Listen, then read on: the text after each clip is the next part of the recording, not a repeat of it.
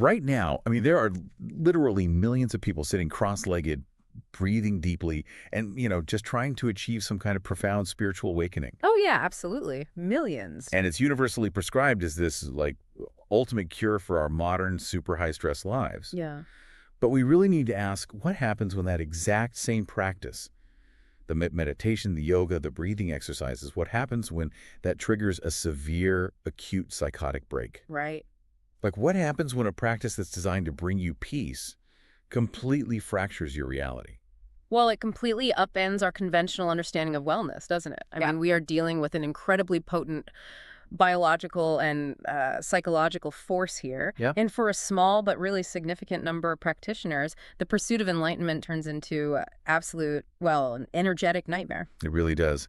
And if you were listening to this right now, I know exactly who you are. You're someone who wants to understand the actual mechanics behind these complex systems, right? Not just the surface level wellness buzzwords. Exactly. We're going deep today. Right. So our mission for this deep dive is to explore this exact phenomenon. We're looking at this volatile intersection where ancient energetic practices just completely collide with modern neurobiology. It's a fascinating intersection. It really is. And we are examining a massive stack of sources today to contrast two distinct, deeply misunderstood conditions. So we're looking at Qigong deviation syndrome and dark Kundalini syndrome, which is also, sometimes called the Kundalini crisis. Yeah, and to really understand what's happening to these people, we can't just rely on one single field of study. It's too complex. No, definitely not. So we are pulling from clinical case series published in psychiatric journals, including some really incredibly detailed data from the Shanghai Zhuhui Mental Health Center. That data is wild, by the way. It really is. We're also diving into traditional Chinese medicine classifications and papers on transpersonal psychology that specifically deal with this concept of the spiritual emergency. Little Groff stuff. Exactly. Plus, we've got some highly debated neuroquantum frameworks to look at. Which we will definitely get into. But I want to start by actually defining the terms here, because I think a lot of people hear, like Qigong deviation, and they just think, oh, it means doing a Tai Chi move with bad posture or something. Right, like you just tweaked your knee. Yeah. So what are we actually talking about when we say Zhu Wu Mo? Well, to understand the severity of it, you really have to look at the linguistic roots of that Chinese phrase. Zuo Mo is a compound. Okay. So Zuo literally translates to catching fire, or like having a spark or a short circuit. Catching fire, wow. Yeah, it's intense. And Rumo is much darker. That translates to being possessed or infatuated or completely obsessed. So catching fire and being possessed, that does not sound like a simple muscle strain. Not at all. In the clinical literature, it describes this state where an uncontrolled flow of, vital energy has been triggered by incorrect cultivation practices. And when you say incorrect cultivation, do you mean like someone meditating too intensely or maybe doing a breathing exercise wrong? Exactly that. It's usually this dangerous combination of improper technique and the wrong psychological intent. Got it. Now, if we look over at the Indian yogic tradition, we see a very similar phenomenon, which they describe as Kundalini syndrome. Right. In Hindu philosophy, Kundalini is this dormant, vital energy that basically rests at the base of the spine. It's often symbolized as a coiled serpent, right? Like classic serpent imagery. Exactly. And the goal of many yogic practices is to awaken this energy so it can travel up the spinal cord to the brain. But the syndrome part, the crisis that kicks in when it goes wrong. Right. When that energy is awakened prematurely or forcefully, without the practitioner having built the proper physical and, psychological grounding, it doesn't just flow smoothly. It surges. It violently surges. It completely overwhelms the central nervous system. Okay, I have to play the skeptic here for a minute because I know what some of you listening might be thinking. Go for it. When we talk about, like, serpent energy and catching fire, Yeah. Is this just a culturally specific, beautifully poetic metaphor for a standard panic attack? Or maybe a standard nervous breakdown? It's a completely valid question. And honestly, for a long time, Western psychiatry assumed exactly that. Really? They just wrote it off? Yeah, they assumed these were just cultural interpretations of standard schizophrenia or like severe anxiety disorders. But the data says otherwise. The clinical data shows us something very different. While the psychological distress definitely mimics a psychiatric disorder, the physical manifestations, the somatic symptoms, they are entirely unique to these syndromes. Unique in what way? It is a profound physically measurable disruption of the individual's physiological homeostasis. It's a systemic breakdown.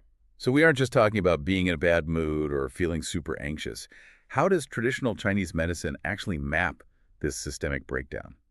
So traditional Chinese medicine, or TCM, views Qigong deviation as this fundamental catastrophic imbalance between two specific vital components. And those are Shen and Jing. Let's break those down because I want to make sure we're clear. What exactly are Xin and Jing in a biological sense? Good question. So Shen is typically translated as the mind or the spirit. Okay. But in a modern neurobiological context, you can really think of Shen as the firing rate of the nervous system. It's your consciousness, your focus, your active mental activity. Right. And what about Jing?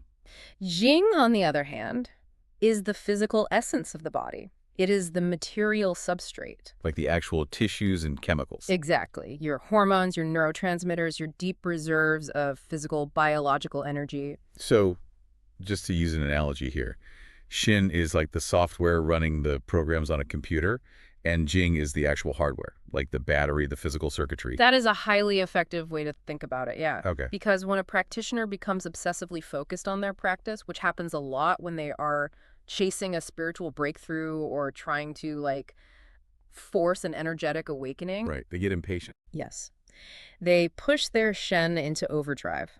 They are running the software at maximum capacity, but their Jing, their physical hardware just isn't prepared to handle that kind of load. So the system crashes. They fall out of harmony, and the internal energy pathways literally begin to misfire. Man, it sounds a bit like plugging a standard everyday toaster into a high-voltage industrial power line. You don't get a super toaster out of that. The wires just melt. That captures the electrical overload perfectly, but with one key difference. What kind? A toaster just melts and stops functioning entirely. It's dead. Right. The human nervous system, however, attempts to adapt. It tries to process this massive influx of voltage by basically keeping all the biological alarm bells ringing constantly. Oh, wow. The system doesn't shut off. It just gets stuck in a state of chaotic hyperactivity. Which brings us directly to the physical reality of this for the person going through it. Yeah. If the system is stuck in chaotic hyperactivity, what does that actually look like? You mentioned the symptoms are entirely unique. They really are. So Yes. the clinical literature categorizes the presentation into three distinct clusters. You have motor, sensory, and affective or cognitive. Okay, 3 clusters. And the terrifying part is they usually hit the patient simultaneously. Let's look at the motor cluster first. That's the physical movement, right? Yes. And this isn't just like everyday restlessness. We are talking about severe shivering, localized convulsions, and massive, spontaneous, automatic movement. Movements they can't control. Absolutely cannot consciously control. Wait, they just start moving? Like having a seizure? It can look a bit like a seizure, but it's often way more complex. In the Kundalini tradition, these involuntary jerks and postures are called kriyas. Krios, okay. The body might suddenly contort into an advanced yoga pose, even if they don't know yoga, or the spine might violently whip back and forth. That is wild. What about in Qigong? In the context of Qigong deviation, it frequently manifests as the practitioner uncontrollably performing martial arts motions. Uncontrolled. Yes. They might start doing these crane flying postures, literally flapping their arms for hours on end, entirely against their own will. That is terrifying. Why on earth does the body do that? Is it just a neurological glitch? Or is the body actually trying to accomplish something with all that movement? From the bioenergetic perspective, the body is actually desperately trying to discharge the excess energy. Oh, I see. The nervous system is so overloaded, it's using intense physical movement to literally burn off the chaotic voltage before it damages the central organs. Wow. Okay, so that's the physical motor side of things. What about the sensory cluster? If their nervous system is misfiring that badly, their perception of the world must be completely distorted. It is entirely hijacked. Patients with Qigong deviation constantly report the sensation of Qigong literally dashing and rushing up their spine. Rushing into the head? Yes, exploding into their head. And they also experience intense formication. Formication. Wait, that's the clinical term for feeling like bugs are crawling under your skin, Right. right? That's right. Intense, localized phantom pains, extreme tingling all over, and profound auditory and visual hallucinations. But hold on a second. How do those hallucinations actually differ from something like standard clinical schizophrenia? Because if someone walks into an ER right now saying they hear voices and feel bugs on their skin, any doctor is going to immediately write a prescription for an antipsychotic. And that misdiagnosis is exactly why this topic is so incredibly critical. The hallucinations in a spiritual emergency are highly specific, and they're usually themed around the individual's practice. Themed. How so? Well, unlike the disorganized or, deeply paranoid auditory hallucinations you see in typical schizophrenia, these practitioners might see incredibly vivid, coherent visions of supernatural beings. Oh, interesting. They might see a massive luminous Buddha, or they might experience blinding inner lights and geometric patterns. Sacred geometry kind of stuff. Exactly. And during a Kundalini rising specifically, it's very common to hear a deafening internal buzzing sound, like a swarm of bees or a rushing waterfall just roaring inside the skull. So the imagery is pulled directly from the spiritual framework they were focusing on before the break. Exactly. Which logically brings us to that third cluster, the affective and cognitive symptoms. Yeah. Because if your body is moving entirely on its own and you're hallucinating a giant glowing Buddha in your living room, your mind has to just buckle under the weight of that. The psychological infrastructure completely collapses, yes. This cluster is characterized by severe, uncontrollable mood swings. Like manic to depressed. Very rapid shifts from pure ecstasy to absolute terror, and also what the historical literature called neurasthenia. Neurasthenia, what is that exactly? It's a profound, bone-deep emotional and mental exhaustion. And along with that, the practitioner frequently experiences rapid ego dissolution. Ego dissolution, meaning like the loss of the sense of I, the sense of self. Precisely. The boundary between the self and the external world just vanishes. And when this happens forcefully and without any preparation, it triggers this massive existential crisis. I can imagine. It frequently results in a severe psychotic state, intense grandiosity, or just crippling paranoia. To make this real for you listening, I really want to dive deep into a specific case study from the sources. This one comes directly from the data gathered at the Shanghai Zhui Mental Health Center. Ah, yes. Mr. A. Right. They documented this patient they referred to as Mr. A. His case perfectly illustrates the collision of all three of these symptom clusters. It really does. So just to set the scene, Mr. A is a 44-year-old painter. He's married. And crucially, he has absolutely no prior psychiatric history, and there's no family history of psychosis either. Right. He is, by all clinical accounts, completely neurotypical. Exactly. So he develops a stiff neck, and to treat it, he decides to teach himself a specific, highly complex Qigong method called He Shang Zhuang. Which is Korean flying Qigong. Right. And he does this just by reading a book. He just picks up a book. Which I have to point out is the absolute classic setup for a deviation. Oh, totally. He is attempting to manipulate high-level energetics completely alone, with no master there to monitor his physical alignment or his internal focus. He's trying to run advanced software on untested hardware, like we said earlier. So, naturally, things go wrong. Just a few days after practicing this method from the book, his reality completely fractures. He suffers an acute schizophreniform break. It happens so fast. It really does. He becomes wildly agitated, and he develops this intense grandiosity. He starts claiming he has suddenly unlocked all the secrets of the universe. And then he goes to the beach, right? Yes, he goes to the beach and literally starts talking to the sea. The clinicians noted he was saying things like, the sea is associated with water, so it connects to the American continent. He's just drawing these massive, completely irrational cosmic connections. And this bizarre behavior is what leads to his hospitalization. Yeah, his family brings him in. But the timeline gets even more interesting. So a month later, after he's supposedly stabilized and discharged, he goes home and tries practicing a completely different Qigong method. Big mistake. Huge mistake. He immediately relapses. But this time, it's even more intense. He starts crying aloud uncontrollably. He's dancing erratically. The motor cluster. Exactly. And he develops this delusion that his deceased mother has somehow come back to life. He claims he can see vivid images of Buddha, and that he can smell special, supernatural scents that literally no one else in the room can smell. The sensory cluster in full swing. Right. And while all this is happening, his body intermittently freezes. He just locks up into these specific, rigid Qigong postures and can't move. It is a devastating clinical picture. Just imagine the sheer terror of experiencing that. Your body is locking into postures against your will. That's the motor cluster. Yeah. Your olfactory and visual processing is completely haywire, hallucinating sense and deities, the sensory cluster. It's complete system failure. And cognitively, your identity is so fractured, you actually believe you are conversing with the ocean.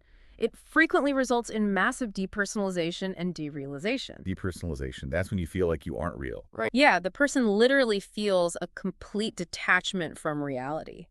They know they're losing their mind, but they are trapped inside the experience. Okay, I want to pause here for a second because this brings up a massive contradiction that I know anyone familiar with these practices is wondering about. Sure.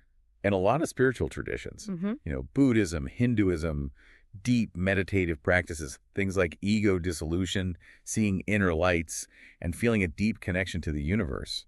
Those are considered the ultimate goal. That is enlightenment, right? Yes. Historically, that's the peak. So how can a practitioner or even a clinician actually tell if these sensory symptoms are a sign of incredible advanced progress in a meditation practice versus the early warning sirens of a catastrophic energetic crisis? That is the defining question of transpersonal psychology, honestly. And if we connect this to the bigger picture, the absolute differentiator here is the presence of integration, objectivity, and control. Meaning, can you actually handle what's happening to you? Precisely. The psychiatrist Bruce Grayson, he did extensive research on this. He called it the physio-Kundalini syndrome. Oh, I've heard of that. Yeah, and he noted that individuals who are having a genuine, healthy, integrated spiritual awakening, they maintain their objectivity. They don't lose their minds. Right. They might experience the profound lights or that intense feeling of oneness with everything, but they can still communicate clearly. They cooperate with the people around them, and they don't act out in bizarre, dysfunctional ways. They can still go to the grocery store and buy milk. Exactly. They integrate the profound experience into their daily practical life. And Mr. A standing on the beach talking to the ocean. That was distinctly lacking in integration. Exactly. In a crisis or a deviation like Mr. A experienced, the symptoms are entirely overwhelming. They are involuntary, deeply terrifying, and they cause severe dysfunction in the person's ability to survive in the real world. So it's about who's in the driver's seat. That's the easiest way to frame it. In an integrated awakening, the person is channeling the energy. In a deviation, the energy is ruthlessly driving the person. Okay, so if the system is being ruthlessly driven like that, we really need to ask why. We've talked about the what, but let's get into the mechanics. Let's do it. How does sitting quietly on a cushion and doing a breathing exercise actually lead to these specific catastrophic mental imbalances? Yeah. What is the root cause? We have to look at both the behavioral triggers and the underlying biological mechanisms here. Let's start with behavior. Behaviorally, the clinical literature points to a few massive pitfalls. Impatience is usually the primary culprit. Too much too soon. Yes. You have practitioners attempting top-level, highly complex coordination between the mind and body far too early in their training. And it's usually because they're, desperately trying to attain special powers or achieve rapid enlightenment. Right, they want the shortcut. Exactly. Another massive risk factor, as we saw with Mr. A, is practicing without a qualified master. The YouTube phenomenon. Yeah.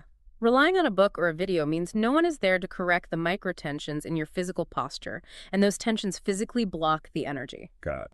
And finally, over-meditating. This happens when a vulnerable individual, perhaps someone dealing with prior trauma, obsessively refuses to stop practicing. They push their nervous system miles past its biological limits. Okay, so that explains the behavior. That makes sense. But what is actually breaking inside the body? If I sit down right now and forcefully do the wrong breathing technique for 5 hours, how does that biologically break my brain?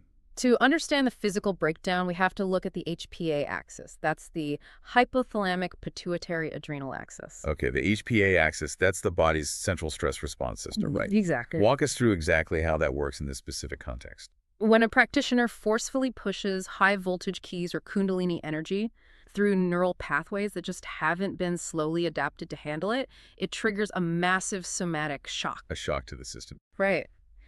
The hypothalamus, which is the command center in the brain, interprets this unfamiliar, intense energetic friction as an acute, life-threatening existential threat. So even though you're literally just sitting quietly on a yoga mat, your brain thinks you're actively being hunted by a tiger.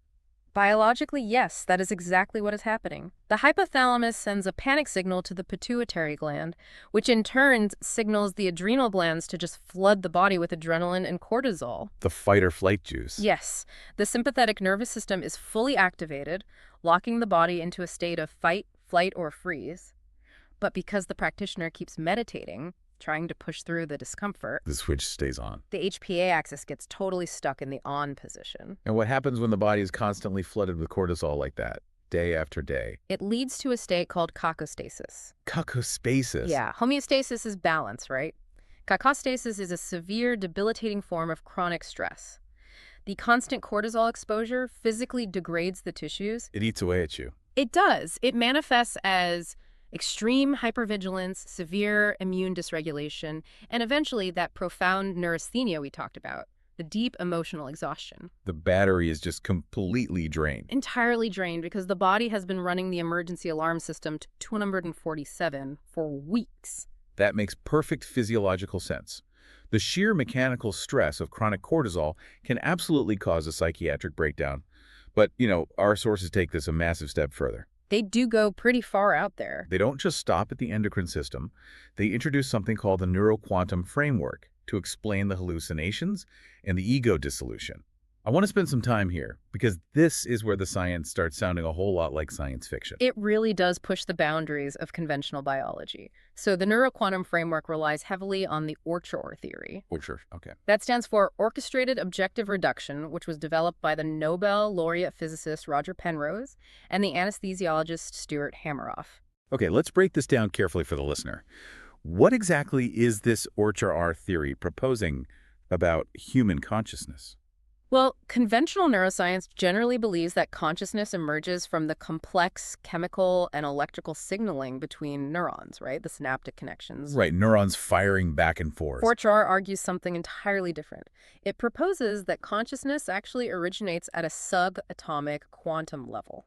Specifically, inside these tiny structures called microtubules. Microtubules, what are those? They are tiny structural protein polymers that act like the physical scaffolding inside our brain's neurons.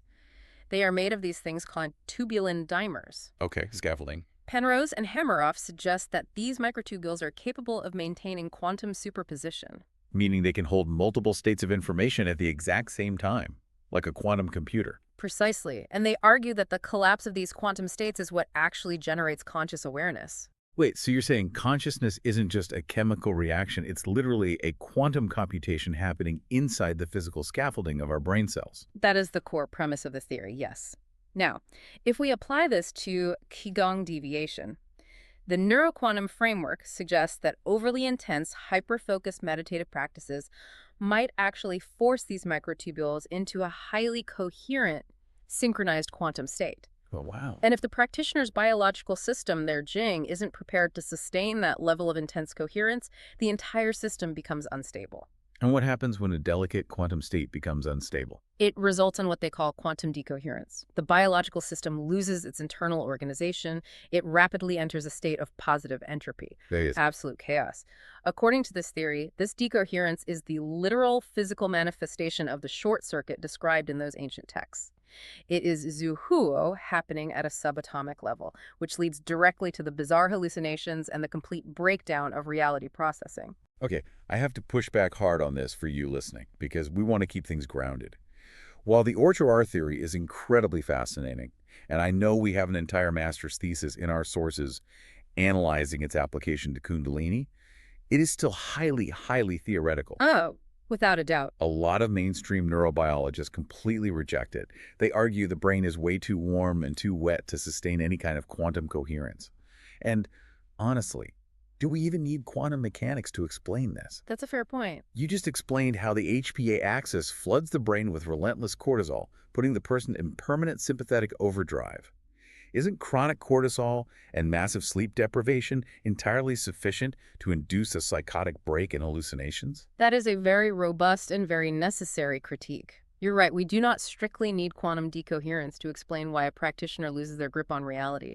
The sheer neurochemical toxicity of kakostasis is often more than enough. However, the models in our sources do provide other, more classically grounded neuroanatomical explanations for the specific types of hallucinations we see, things that go beyond just a cortisol overdose. Okay, like what? What else is physically shifting in the brain during these intense practices? Well, we have to look at the pineal gland. Deep, intense meditation alters the brain's electromagnetic frequencies, which can actually overstimulate the pineal gland. The pineal gland, that's the one that regulates melatonin and our sleep cycles, right? Yes, exactly. But there is also a very prominent theory that under extreme stress or, deep trance states, the pineal gland may be involved in the endogenous synthesis and release of DMT. DMT, as in dimethyltryptamine, one of the most powerful hallucinogens on the planet. Exactly. If the brain is literally dosing itself with endogenous DMT due to pineal overstimulation, well, that perfectly explains the profound, reality-altering visual hallucinations. The lights, the supernatural entities, the sacred geometry. Right. And it also explains the complete disruption of the sleep-wake cycle that almost all these patients suffer from. That actually makes a lot of sense. But what about the ego dissolution? The feeling of literally merging with the universe, or in Mr. A's case, thinking he was physically connected to the American continent through the ocean. How does the physical brain lose the boundary of the self? That can be explained by a process called functional deferentation. Functional deferentation. Yes, which has been observed in actual neuroimaging studies of deep meditators, like advanced Tibetan monks. It involves a specific region of the brain called the posterior superior parietal lobule, or the PSPL. Okay, PSPL. What is its normal, everyday job? Its primary function is to map the spatial boundaries of the physical self. It takes in all this sensory data to constantly calculate exactly where you end and the rest of the world begins. So it's how you know you're separate from the chair you're sitting on right now. Exactly. Okay, so what does functional differentiation actually mean for the PSPL? Disefferentation basically means to sever or block sensory input. So during deep hyperfocus meditation, the neural pathways that carry sensory information to the PSPL are actively inhibited. The PSPL is essentially starved of data. It's flying blind. Yes, and when it stops receiving information about where the body's boundaries are, the brain literally stops generating the perception of a boundary. So the literal neural map of you just loses its edges. It does. The subjective experience is this profound feeling of infinite space or, oneness with the universe because the brain can no longer mathematically compute a physical limit to your existence. Which again sounds absolutely amazing if you're a monk safely meditating in a monastery. But if this functional differentiation happens too rapidly, or you just don't have the psychological framework to process it. It is absolute terror. The ego dissolution isn't blissful. It literally feels like you are dying. You lose your identity, which triggers immense paranoia and existential dread, all because the fundamental construct of your reality has just been yanked away. Wow. So whether we are looking at this through the highly debated lens of quantum microtubules decohering, or the HPA axis just redlining with cortisol, or the pineal gland dumping DMT, or the parietal lobe shutting down your physical boundaries, It's a lot. it is. But the overarching theme is immense systemic physical stress. And one of the most undeniable, purely physical manifestations of this stress, which is a major red flag that a practitioner is in danger, is a bizarre, localized temperature shift in the body. Yes, the thermic effect. I really want to spend some time on the thermic effect, because this is where the abstract, energy talk becomes very, very physical. The thermic effect is paramount. It is a hallmark symptom of both Qigong deviation and Kundalini syndrome. Patients develop these pockets of extreme, completely unexplained temperature in their body. Like hot and cold spots. Yes. And clinically, this is a vital somatic marker. It helps professionals differentiate these energetic syndromes from standard clinical schizophrenia, which typically does not present with weird, localized thermal anomalies. Let's break down the two ways this presents. Because you have excess heat and excess cold. What are we looking for with excess heat? Excess heat is the classic presentation of zuhu, or fire. Practitioners report this terrifying sensation of extreme boiling heat moving up the spine and just rushing into the head. And what does that look like from the outside? Clinically, it manifests as sharp, stabbing headaches, actual physical flushing and reddening of the skin, severe hyperexcitability, racing heart, and this florid, overactive imagination that very closely mimics psychiatric mania. And on the flip side, what does excess cold look like? Excess cold presents as intense, aching sensations of chilliness. The patient might have freezing cold extremities even if they're sitting in a warm room. Like their circulation is just gone. Exactly. They suffer from dull, lingering headaches, a deep, pervasive melancholy, and their cognitive processing becomes incredibly sluggish and depressed. Okay, I really want to understand how the body is actually generating this heat. Our sources point to a very specific anatomical structure for this, the fascial network. And they use a term that I need you to explain because it's a mouthful.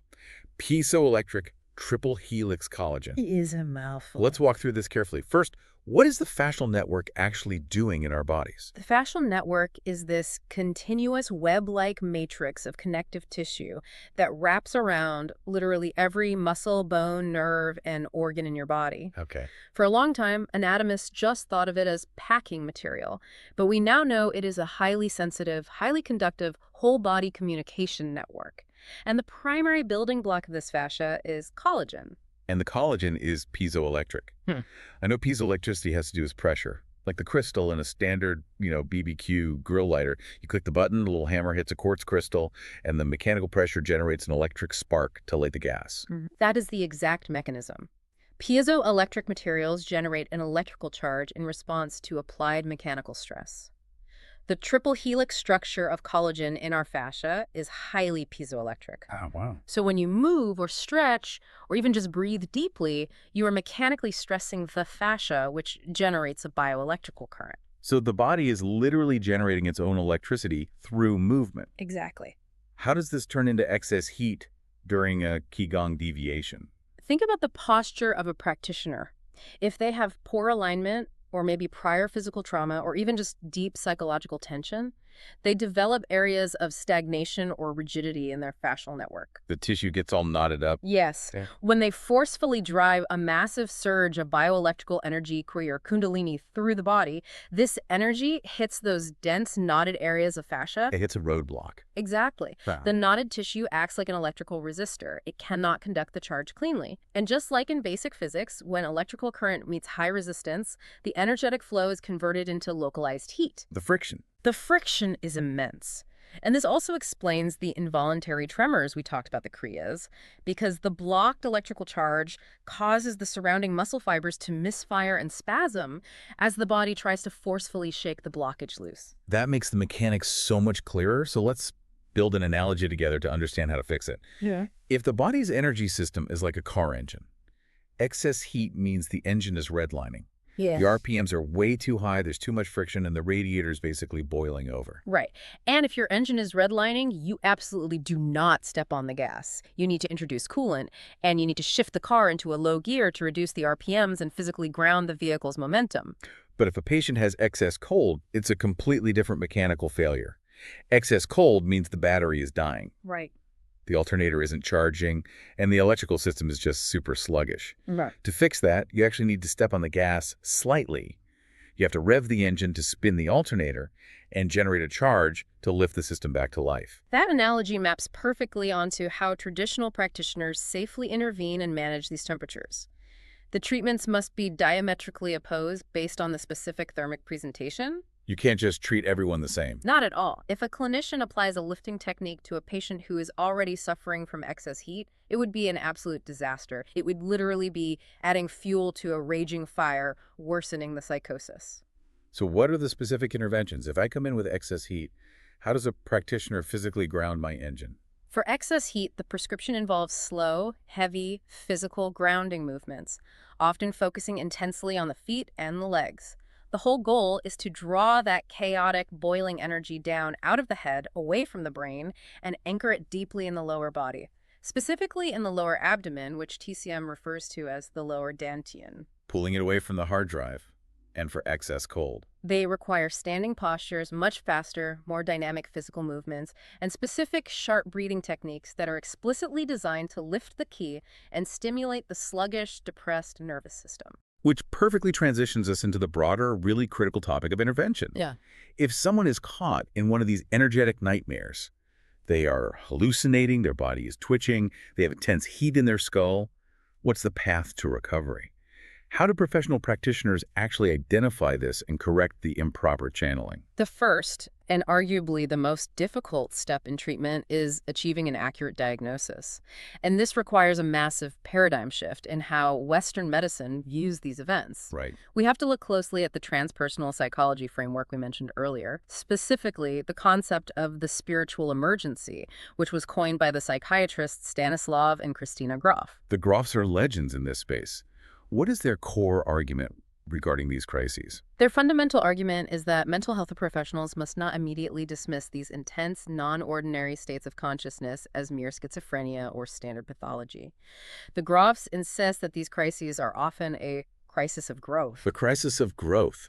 Yes, a profound, albeit incredibly messy and painful, reorganization of the psyche and the nervous system. But the Western medical establishment is generally very, very resistant to this idea. I mean, the DSM-5, the Diagnostic Manual for Psychiatry, it didn't even have a category for this kind of thing for decades. And that resistance is dangerous, because if a Kundalini crisis or a Qigong deviation is diagnosed purely as a conventional psychosis, the standard psychiatric response is to hammer the patient with heavy, suppressive antipsychotic medication. What actually happens biologically when you medicate a spiritual emergency like that? According to the transpersonal framework, heavy antipsychotics abort the growth process.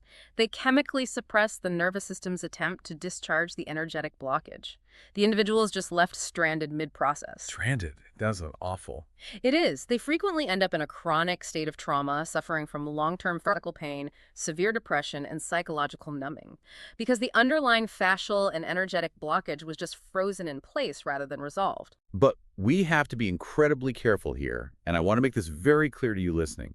We are absolutely not saying that all psychosis is just a misunderstood spiritual awakening. No, absolutely not.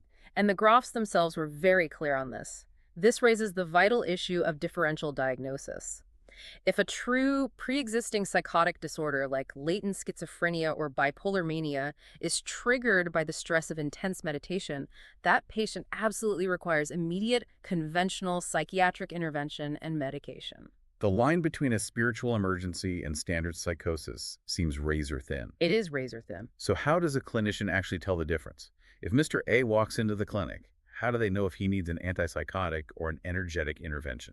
It comes down to identifying those somatic markers. The clinician must look for the thermic effect, the localized heat or cold. They must look at the specific nature of the kriyas or involuntary movements.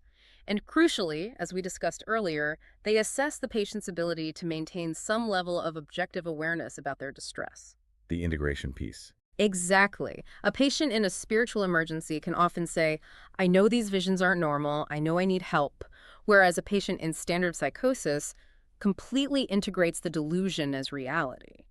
Assuming they get the diagnosis right, that it is a spiritual emergency or Qigong deviation, what does a successful multidisciplinary recovery path actually look like? It requires bridging the East and the West. On the Western side, modern psychological counseling is vital, specifically trauma-informed therapy. Why trauma-informed specifically? Because the experience itself is deeply traumatic. The therapy provides a safe, grounded space. It validates the reality of the patient's terrifying experience, which naturally normalizes their fear. The therapist helps the patient mentally integrate the spiritual crisis into their life narrative. And that grounds them. Yes, the psychological grounding is crucial because it reduces the panic, which in turn signals the HPA axis to finally stop pumping out cortisol. It tells the brain the tiger is finally gone. Exactly. And on the traditional Eastern side, how do they handle the hardware issues? Simultaneously, traditional methods are employed to address the physical, somatic, and energetic layers. Acupuncture is frequently used. Okay, let's unpack acupuncture. Because to a Western skeptic, sticking tiny needles into the skin sounds like a placebo. How does acupuncture actually resolve a systemic nervous system overload? The science on acupuncture has evolved significantly. The needles are inserted at specific fascial nodes. By mechanically manipulating the tissue at these points, acupuncture directly stimulates the vagus nerve and breaks up the piezoelectric stagnation in the fascia. Wow. It physically forces the nervous system to shift from sympathetic fight or flight back into parasympathetic rest and digest. It physically resolves the energetic blockages, helping to restore the HPA axis balance and deeply rebalance the internal Shen and Jing for long-term mental stability. The sources also mention herbal medicine and something called external Qi therapy. Yes, specific herbal decoctions are prescribed to address the internal organ imbalances, perhaps clearing heat from the liver or nourishing the kidney jing. And external Qi therapy, or Wei Qi, is a practice where a highly trained clinical healer purposefully directs their own balanced bioenergy into the patient. How does that work? The goal is to forcefully break up the patient's chaotic energetic blockages through resonant frequency. Okay, so if you are listening to this and you or a loved one are going through something that sounds like this, how do you actually advocate for yourself in a medical setting? especially if you walk into a standard Western hospital and you believe you are experiencing a spiritual emergency, not a standard psychiatric breakdown. It is incredibly challenging. It really requires finding practitioners, often integrative psychiatrists or transpersonal psychologists who are fluent in both medical languages. But when you speak to a doctor, you must communicate the specific somatic symptoms clearly. You have to emphasize the localized heat, the tingling, the involuntary physical movements. Don't just talk about the visions. Exactly. Do not hide the physical symptoms for fear of sounding crazy.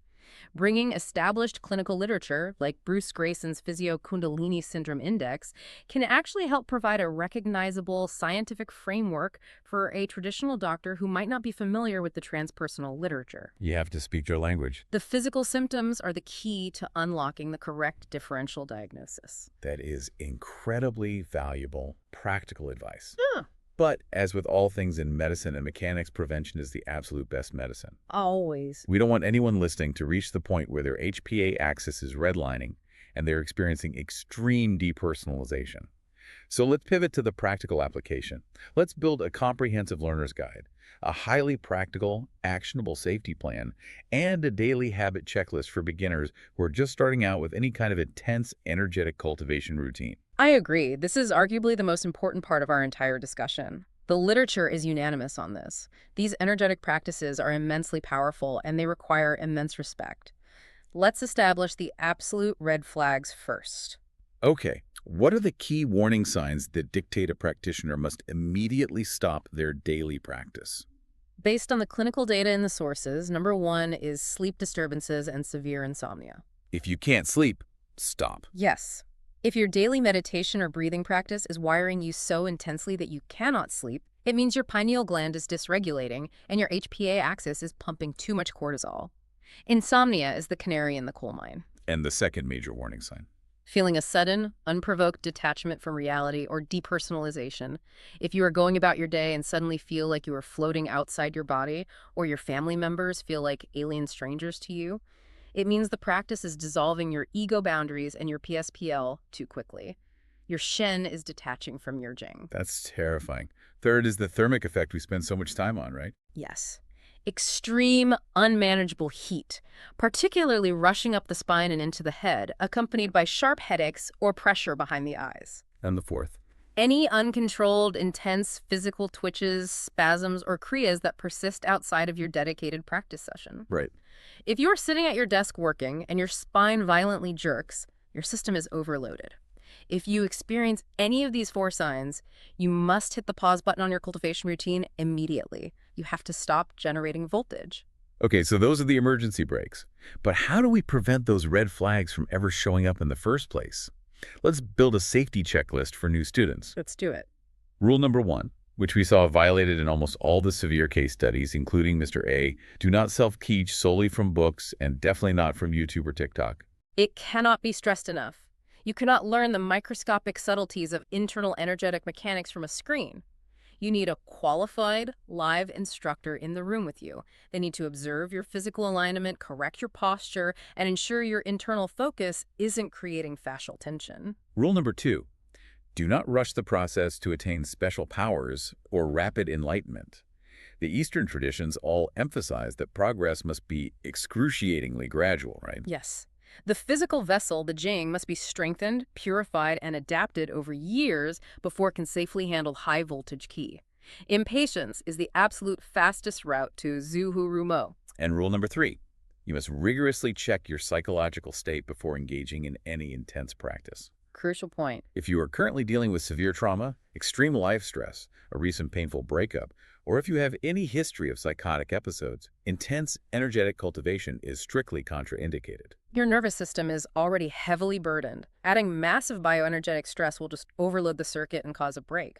Now, beyond the checklist of what not to do, what are the actual daily habits for sustaining mental well-being and physical grounding while training? The sources, particularly the safety protocols outlined by the inner GPS gurus, highlight three core practices. Yes, these are essential. The first is 360-degree diaphragmatic belly breathing. And they emphasize practicing this 2-2-47, not just when you are sitting on the meditation cushion. The mechanics of this are vital. Most people naturally chest breathe, which is shallow and rapid.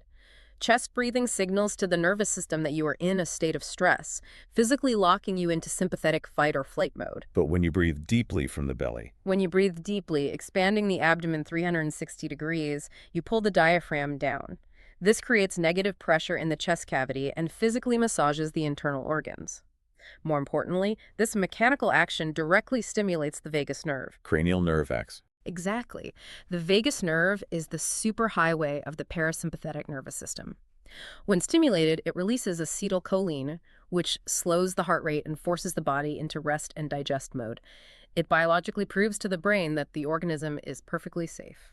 It's literally a biological override switch. It is. The second habit is grounding through self-massage.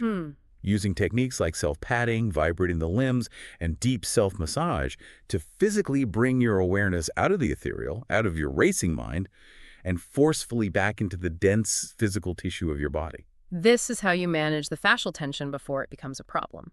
Physical touch and vibration mechanically break up the piezoelectric stagnation in the fascia. It prevents the energy from pooling, which prevents it from converting into extreme heat. So it's preventative maintenance. Yes, it is a daily maintenance routine to restore the balance between Shin, the soaring mind, and Jim, the rooted physical essence. And the third daily habit is incorporating natural, heavy physical movement routines, engaging in deeply grounding activities, walking barefoot on the earth, gentle, slow stretching, or even just doing manual physical chores like gardening. These movements act as a physical lightning rod. They are designed to draw excess heat and chaotic energy out of the head, pulling it down through the dense muscles of the legs and discharging it safely into the ground. Discharging the battery. Right. It unlocks the freeze mode that the nervous system defaults to when it's overloaded. It proves to your brain that you are physically capable of moving and functioning in reality, which breaks the biological loop of cacostasis. To summarize this whole safety protocol for you listening, the true goal of these ancient practices, whether you are doing Kundalini yoga or internal Qigong, is not to launch yourself into outer space. It's not about escaping your physical form or dissolving into the ether as fast as possible. Far from it. The ultimate goal is actually the exact opposite. It is to become deeply, comfortably, and powerfully rooted in your own physical body. You have to build a massive, incredibly stable, grounded physical foundation before you ever try to build a skyscraper of spiritual awareness. The physical body is the essential transformer. It is the only mechanism that allows you to safely process and integrate the high voltage of expanded consciousness. Without the body, the energy just destroys the system. So to bring this massive journey all together, whether you are looking at these complex phenomena through the traditional poetic lens of ancient Chinese medicine, the intricate yoga traditions of India, the clinical diagnostic manuals of Western transpersonal psychology, or the bleeding-edge controversial theories of neuroquantum biology, the ultimate conclusion is exactly the same. It all points to the same truth. The human nervous system is an incredibly powerful, deeply interconnected matrix, and it must be treated with immense respect and care. Qigong deviation and Kundalini syndrome are stark, undeniable clinical reminders that the mind-body connection is not just a soft wellness buzzword. It is very real, it is very mechanical, and it's incredibly potent. And I want to leave you with a final thought to mull over as we conclude our deep dive today. Please do. We have spent this entire time dissecting the dangers, what happens when this energy completely breaks the biological system. But I want you to think about the sheer magnitude of what we've described today. Yeah. If specialized breathing, focused intention, and specific physical postures can generate enough biological energy to literally mimic a psychotic break, alter the physical temperature of your fascial tissue, and make your muscles violently convulse, what other incredible untapped biological capacities are lying dormant inside you, just waiting for the right, balanced, and safely guided key to unlock them? Wow. That is a deeply fascinating question to sit with. The power is clearly there. The voltage exists inside all of us. It's entirely about how we wire the grid. So before you play your mind into the industrial power line of the universe, make absolutely sure you've built the right transformer in your body. Thank you so much for joining us on this deep dive. Stay curious, stay deeply grounded, and please, practice safely.